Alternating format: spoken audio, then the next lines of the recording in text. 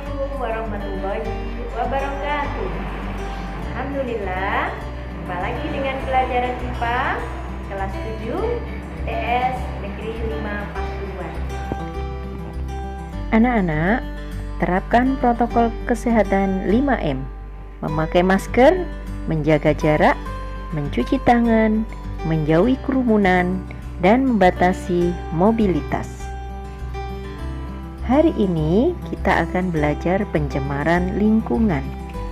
Pencemaran lingkungan adalah masuknya zat energi atau komponen lain ke dalam lingkungan hidup sebagai akibat aktivitas manusia dalam jumlah yang besar dan merugikan. Zat atau energi dikatakan polutan jika jumlahnya di atas ambang toleransi lingkungan, berada pada waktu dan tempat yang tidak tepat, bersifat toksik dan merugikan bagi makhluk hidup. Kita mulai satu persatu. Yang pertama, pencemaran air. Pencemaran air yaitu masuknya zat pencemar atau polutan ke dalam badan air sehingga menimbulkan perubahan sifat air yang menurunkan kualitas air secara fisik, biologis, kimia, atau radioaktif. Penyebab pencemaran air antara lain limbah rumah tangga, limbah industri, limbah pertanian, pertambangan minyak lepas pantai, kebocoran minyak tanker. Air dikatakan tercemar jika memiliki ciri-ciri: 1. Warna tidak jernih dan bening, 2. Berbau dan berasa, 3. Ada endapan pada air, 4. Suhu air tidak normal, 5. pH cenderung tidak netral. Dampak pencemaran air: yang pertama, dapat meracuni sumber air minum, 2. Meracuni makanan hewan, 3. Ketidakseimbangan ekosistem sungai dan danau, 4. Pengrusakan hutan akibat hujan asam.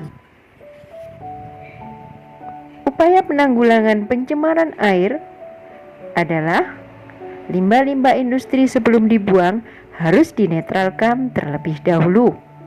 Melarang pembuangan sampah ke selokan, sungai, danau, dan laut. Mengurangi penggunaan pestisida dalam membasmi hama tanaman. Di setiap perusahaan minyak diwajibkan memiliki peralatan yang dapat membendung tumpahan minyak dan menyedotnya kembali. Yang terakhir dengan daur ulang. Yang kedua, pencemaran tanah. Komponen-komponen bahan pencemaran tanah yaitu limbah domestik berasal dari pemukiman penduduk, perdagangan, pasar, tempat usaha hotel, dan lain-lain. Yang kedua, limbah industri berasal dari sisa-sisa produksi industri berupa limbah padat dan limbah cair. Yang ketiga, limbah pertanian berupa sisa-sisa pupuk sintetik untuk menyuburkan tanah atau tanaman.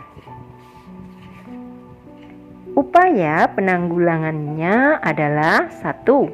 Mengurangi penggunaan pupuk pestisida secara berlebihan. Yang kedua, membuang sampah pada tempatnya. Yang ketiga, memisahkan sampah organik dan anorganik. Sampah anorganik tidak dibuang di tanah. Keempat, melakukan penyuluhan terhadap bahayanya pencemaran tanah. 5. Melakukan program 3R.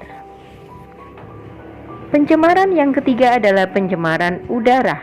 Adalah adanya bahan-bahan atau zat asing di dalam udara yang menyebabkan perubahan susunan atau komposisi udara dari keadaan normal. Sumber-sumber pencemaran udara antara lain transportasi, industri, pembuangan sampah, pembakaran stasioner. Penanggulangan pencemaran udara di tingkat rumah tangga yaitu 1. tidak membakar sampah di pekarangan.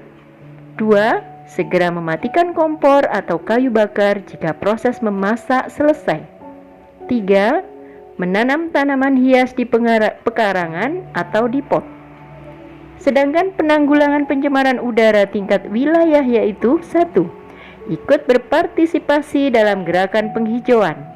2. Ikut memelihara atau tidak mengganggu taman kota dan pohon pelindung. 3. Tidak melakukan penebangan hutan, pohon, dan tumbuhan liar secara sembarangan. Demikian tadi pembelajaran kita hari ini. Semoga bermanfaat dan rajin belajar. Sekian, Assalamualaikum warahmatullahi wabarakatuh.